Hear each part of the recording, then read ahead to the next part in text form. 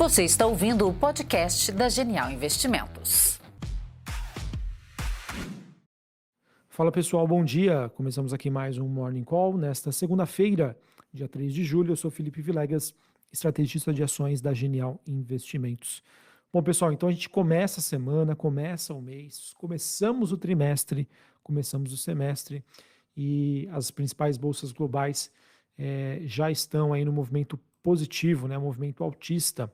Quando a gente olha para as movimentações das bolsas europeias, Londres subindo 0,36, Paris na França alta de 0,23, Frankfurt na Alemanha alta de 0,10. Futuros norte-americanos, com exceção de Dow Jones, que cai 0,08, nós temos aí o S&P Futuro subindo 0,09 e a Nasdaq subindo 23.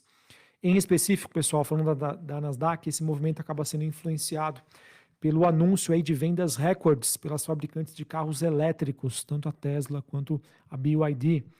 E então isso acaba movimentando aí e sustentando esse sentimento ainda que continua positivo. Tá?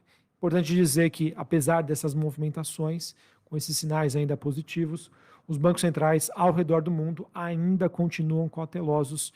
Eles acabam mantendo, então, a sua postura firme, né? Diante aí dos desafios que eles ainda identificam para combater a inflação. E nos Estados Unidos, por exemplo, pessoal, a gente tem aí sinais evidentes, né, que a inflação está diminuindo, mas isso, obviamente, acaba influenciando sobre esse sentimento positivo aí, principalmente olhando para o setor de tecnologia. O que eu estou querendo dizer é o seguinte, pessoal, por mais que o Fed, né, e outros bancos centrais globais mantenham esse discurso hawkish, ou seja, propenso a adotar uma política monetária contracionista, os dados, né, já estão, na visão dos investidores globais, mais do que suficientes e de que não haveria uma necessidade de uma continuidade desse processo. Ou, por outro lado, nós temos ainda uma demanda ainda consistente, o que acaba fomentando aí resultados corporativos melhores do que as expectativas. Beleza? Obviamente, olhando para essa semana, o mercado segue de olho na agenda macroeconômica, que nós teremos aí a divulgação de dados de emprego nos Estados Unidos, o famoso payroll. A gente ainda vai ter na quarta-feira, né, a ata do Comitê de Política Monetária nos Estados Unidos, aí o famoso FONC. Importante dizer, pessoal, hoje, segunda-feira, dia 3 de julho, a sessão de negociação dos Estados Unidos ela vai ser encerrada a 1h da tarde. Isso acontece por conta do feriado amanhã, né, o famoso Independence Day, Dia da Independência. Assim, pessoal, significa dizer que nós teremos uma menor atividade na negociação, uma menor liquidez e mercados emergentes como o brasileiro podem ver menos movimentações durante esse período, tá? Entre hoje e amanhã, por conta aí desse feriado nos Estados Unidos. E ainda assim, pessoal, importante dizer que em antecipação a esse feriado, nós teremos uma agenda macroeconômica um pouquinho mais agitada aí nos Estados Unidos, em que às 10h45 nós teremos a divulgação do PMI, referente aí ao mês de junho, e às 11 horas da manhã a gente vai ter a divulgação aí do ISM, tá? Dados importantes para o mercado entender como está a saúde da economia norte-americana, a principal economia global. Falando agora sobre commodities, pessoal, a gente tem o petróleo, ele que caminha aí para sua quarta alta consecutiva. O WTI negociado em Nova York, subindo aí quase 1%, 71 dólares e 28 centes o barril, e o Brent, que é o contrato negociado na Bolsa de Londres, subindo 0,82 a 76 dólares o barril. Esse sentimento um pouco mais positivo em relação à precificação do petróleo acontece devido às preocupações com uma oferta robusta e uma demanda aí enfraquecida. Isso acaba contribuindo para que a Arábia Saudita, um dos principais produtores de petróleo do mundo, anunciasse aí um prolongamento do seu corte unilateral de produção até agosto. Então, com menos oferta, se a demanda segue constante, né, no que nós temos hoje, isso acaba sendo positivo para a movimentação do petróleo. Em contrapartida, pessoal, a gente tem o minério de ferro, que é uma importante matéria-prima para a indústria de siderurgia. Ele está tendo aí uma nova queda devido ao aumento das preocupações com o setor imobiliário na China. Como a China, um dos maiores consumidores de minério de ferro do mundo, quaisquer problemas aí no setor imobiliário do país impacta a demanda e isso acaba pesando aí na precificação dessa commodity. E falando em China, pessoal, a gente teve aí nesta madrugada a divulgação do PMI de manufatura, né, medido pela Caixin, esse índice, né, que mede a saúde do setor manufatureiro do país, o índice de atividade, acabou desacelerando em junho para 50,5 pontos, em comparação com 50,9 pontos no mês de maio. Apesar da desaceleração, o índice ficou acima, né, da pontuação de 50 pontos, indicando aí uma expansão da atividade por lá. Como é que funciona o PMI, pessoal? O balizador é sempre 50 pontos. Acima de 50, expansão. Abaixo de 50, contração. Quanto mais longe aí dos 50 pontos, é mais crescimento ou menos crescimento. Tá? Então é importante dizer que esse número veio abaixo das expectativas, mas mostrou aí uma desaceleração. Beleza? Sobre outros metais industriais, nós temos o cobre subindo 0,26, níquel caindo aí 0,44. Outros indicadores que a gente gosta de acompanhar aqui, bolsas chinesas, Xangai na China, alta de 1,31, Hong Kong subindo mais de 2%, bolsa japonesa subindo 1,7%. O VIX, que é aquele índice do medo, alta de 1,25%. Dólar Index DXY subindo 0,21 a 103,13 pontos.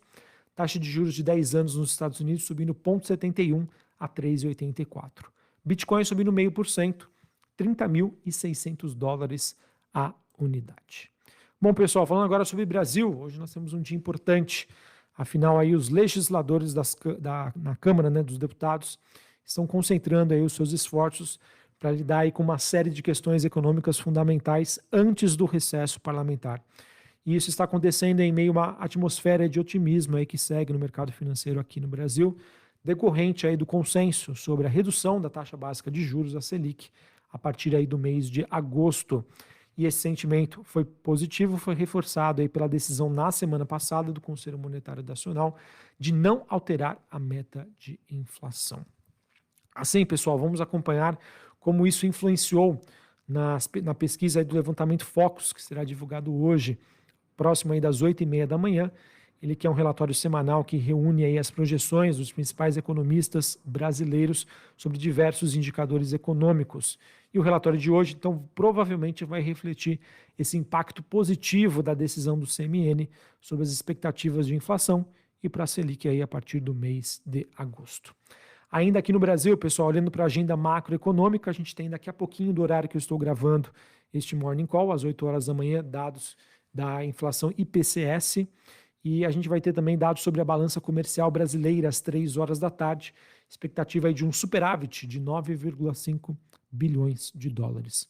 No âmbito político, pessoal, a gente tem o ministro da Fazenda, Fernando Haddad, ele que deve participar aí às 10 horas da manhã da instalação aí da Comissão de Assuntos Econômicos do Conselho de Desenvolvimento Econômico, Social e Sustentável, transmissão aí pelo YouTube. Essa é a agenda oficial, pessoal. Não sei se isso poderia mudar. Pelo que eu entendi, infelizmente, aí acabou acontecendo aí, recentemente o falecimento da mãe de Fernando Haddad, então não sei se ele vai conseguir participar deste evento. Tá? Vamos acompanhar qualquer mudança na agenda.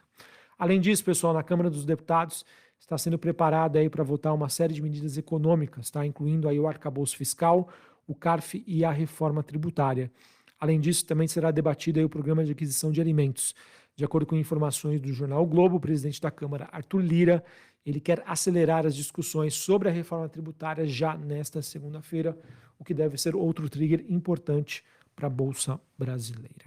Para a gente encerrar, pessoal, noticiário corporativo, 2 notícias aqui de destaque.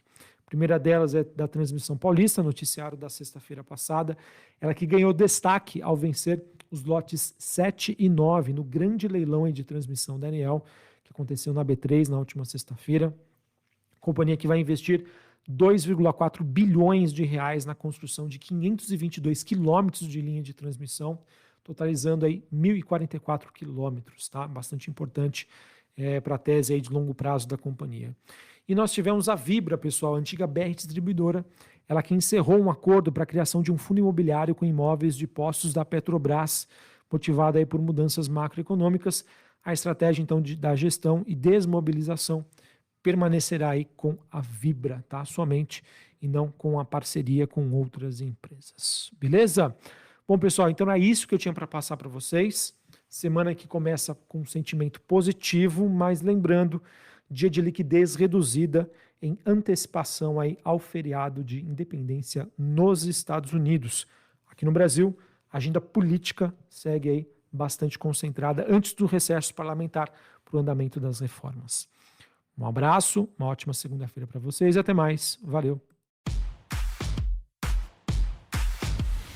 Você está ouvindo o podcast da Genial Investimentos.